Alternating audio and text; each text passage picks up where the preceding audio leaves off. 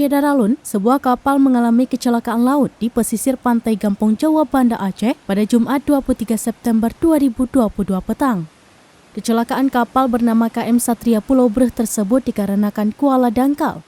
Berdasarkan informasi yang diterima seraminus.com dari seorang penumpang bernama Fahri menyebutkan kecelakaan terjadi pada saat kapal yang ia tumpangi keluar dari kuala di kawasan pesisir Kampung Jawa.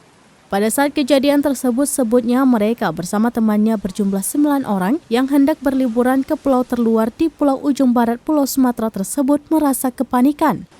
Karena musibah tersebut sambungnya mereka terpaksa menunda keberangkatannya ke Pulau Aceh. Zailami nahkoda kapal yang mengalami musibah tersebut menyebutkan tidak ada korban jiwa akibat kejadian tersebut. Pihaknya mengalami kerugian lebih kurang sebanyak 200 juta rupiah. Ia mengatakan kapal yang ia nahkodai tersebut memang digunakan untuk kebutuhan mengangkut penumpang dari Pulau Aceh, Banda Aceh atau sebaliknya.